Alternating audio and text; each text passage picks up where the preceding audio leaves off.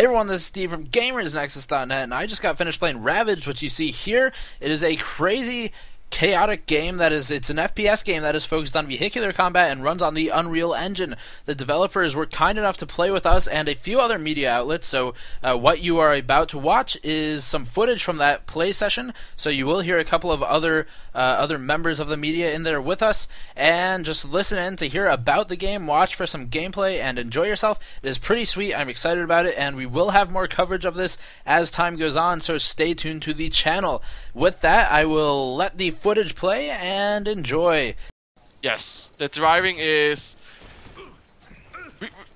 personally, I think we got a nice balance of infantry and the driving, but the driving is definitely what makes this game a lot different. I mean, there's a lot of first-person shooter games out there, but the way the vehicles handle in this game and how we implement it and how the action is happening around the vehicles it's not seen before. I haven't seen it before. And how was a lot of that already existing in Unreal's engine, or did you guys have to do a lot of custom work?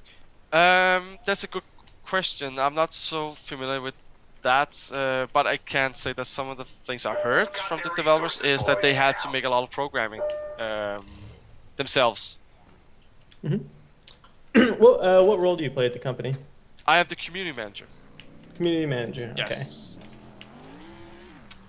Okay. The vehicle is a nice experience in this game. It's different than others. Yeah, lots of chaos. Yes, controlled exactly. chaos. So oh man, boss, thanks a lot. Your ping is awful. Yeah, I'm trying to. I'm gonna try to kill some of you here. Yeah, you know, every time it's no fun to kill you because every time I do, you're busy talking or explaining something. No, it's I've been doing that the last. Oh no, I just got broken. Oh, dude, this is a bad start.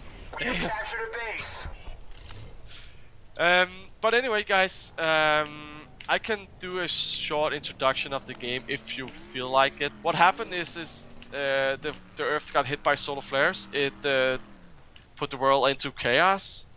So you also see maps not only being desert, it will also have maps that are focused on some, like ice maps, because the world simply got turned around. So what is actually happening now is that we got two sides fighting each other, all the resources that's left, we are losing a base. which is not a lot. The one faction we got is the faction called the Resistance. They are this former civilization's law enforcement,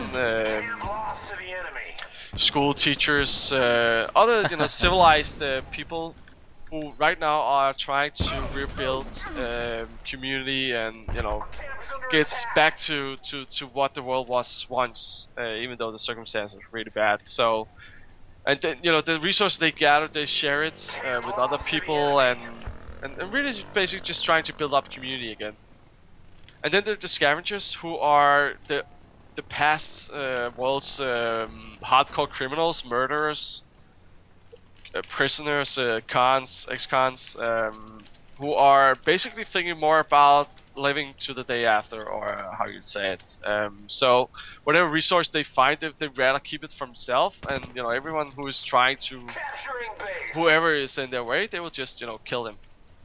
You'll probably also notice that the classes, the anti-vehicle classes, on both sides, the bodyguard on the Scavengers and the weapon specialist on the Resistance, their rocket launchers are, in order to kill a guy, bad part here. In order to kill a guy, you need to hit him straight on. Otherwise, you need to shoot three. Oh, nice. That was beautiful. Oh, okay. Okay, so the game we're playing right now is Capture the Resource. Some of you guys probably know Capture the Flag from traditional Unreal Tournament, traditional Capture the Flag. We modified that a bit. We put in two resources, one on each side. Both of them can be captured at the same time. So basically, you need to defend your own resource while you have to capture the opponent's resource, or your team have to. also there will be vehicles at those capture points that you can use. So the capture points are for gaining a tactical advantage, both offense and defense. You don't think the tank is a little overpowered? Actually, the tank is yeah, it's meant to take out vehicles, but against infantry it's actually not that easy to use, and it's also pretty slow. But this one seems pretty stuck, so I need to destroy that. Thanks. The other day I was driving one of the one-person ATVs, and someone jumped on top of me, and he didn't fall off, so we were just driving around with him on top of me as a gunner. Fantastic.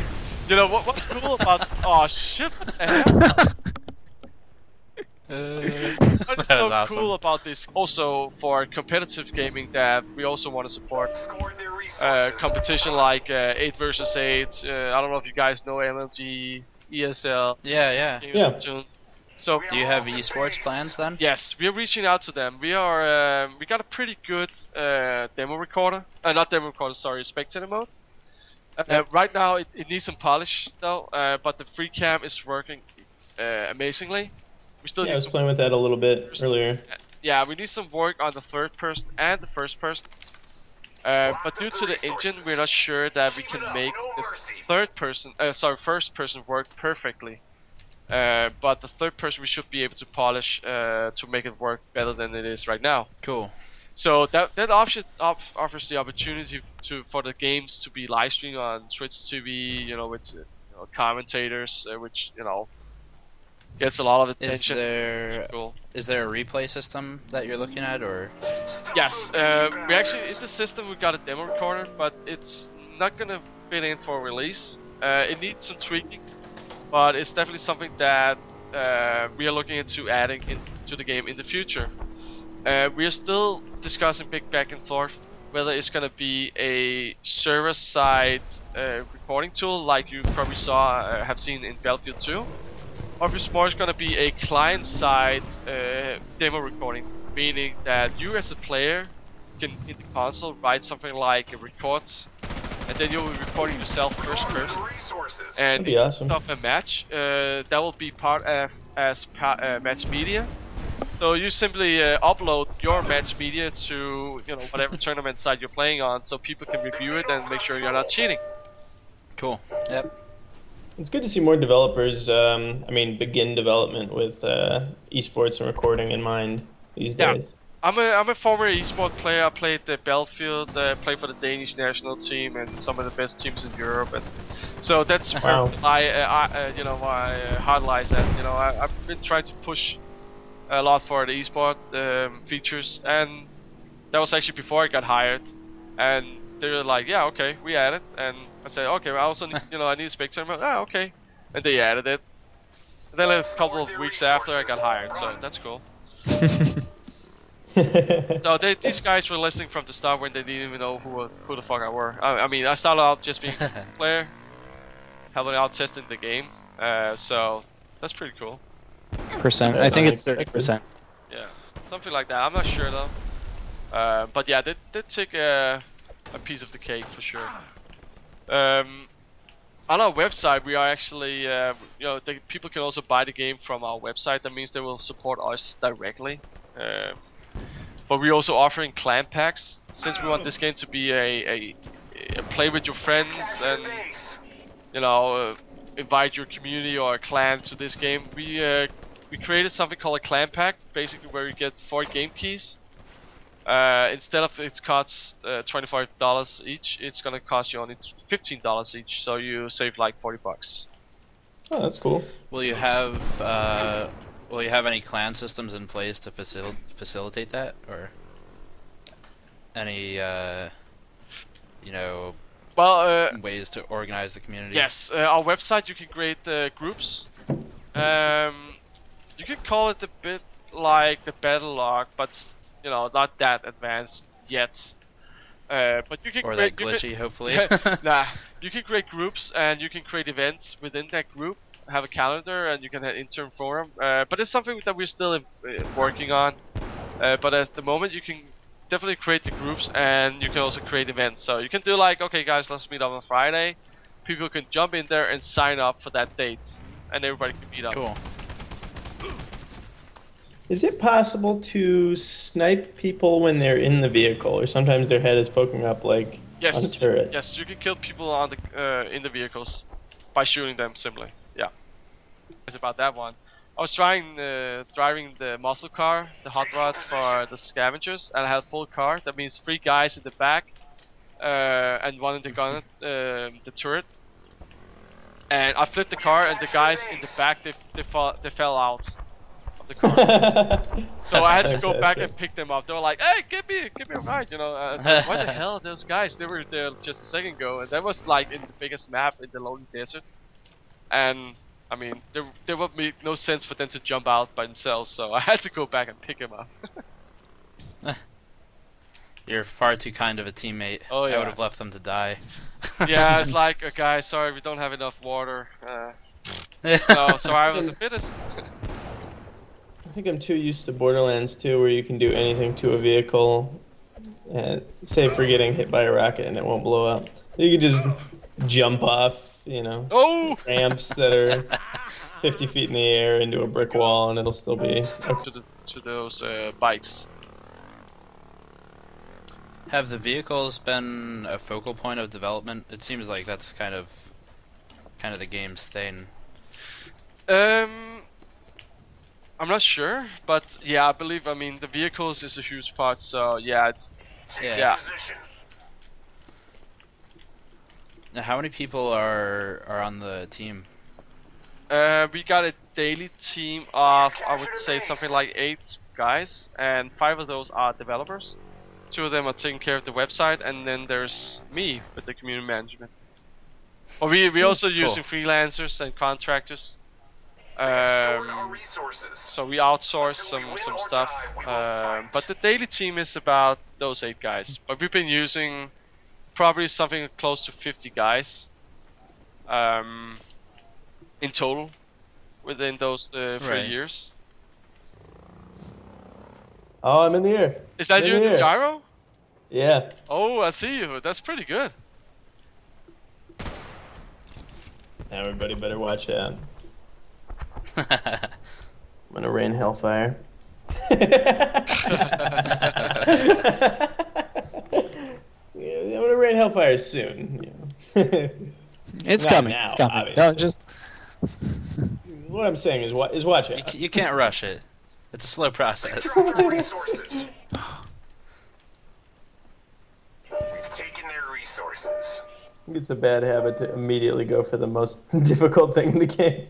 Just spend the entire time trying to learn that. I don't know if you guys been up to the torch of the Liberty that you've lived to. You can actually go all the way up to the No. torch. It's very That's, Twisted Metal-esque. So you can actually get on the torch? Yes, you can. Oh, I guess I'm going on an expedition then. And I can tell you guys, sometimes it looks kind of ridiculous, but sometimes you can actually see like 3 or 4 snipers sitting up there, you know, fighting for that small space, and you actually see sometimes it happens that this other guy, you know, he's scoping at the same time, but the guy from his keeps, you know, going in his view, so he tries to step a bit to the left, but then he falls off, and you can just see people dropping, you know, like flies from the torch. It's so hilarious sometimes. Director or Cool. 10, 9, 8. but yeah, everyone they got multiple roles. I would say, well, I probably got the least roles. 2, 1. Overtime. Oh, it just went into overtime. I Shit just got I decided to jump off the torch because I thought the game was about to end, so I jumped off the torch with 1 second left. Well, then it now I went have into time overtime for and I died. Yay!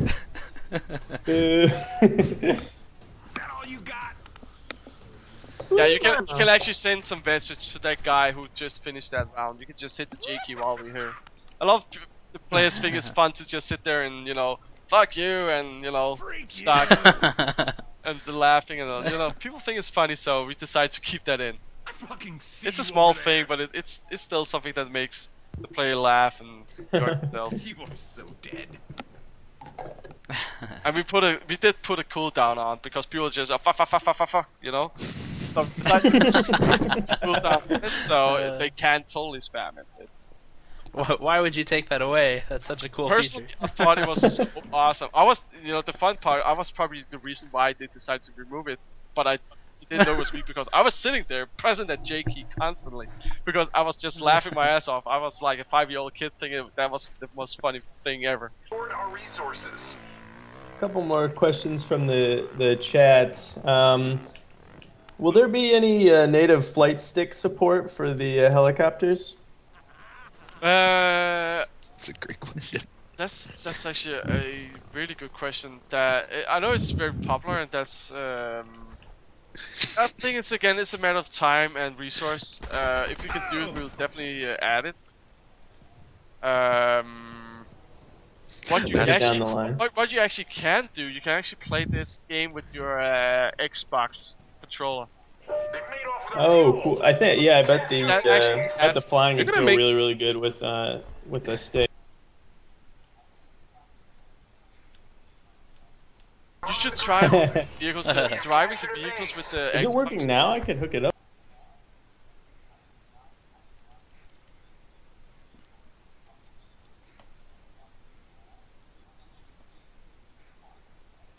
Yeah, you should go get it. I can't promise that it's 100% polished, but we had developers testing out. I think it was last night, and he said that this is fucking great when driving. So It's gonna be okay. The resource was dropped. I just Yeah, I've slammed done the that twice helicopter now. into the hillside again. Done that about 30 times.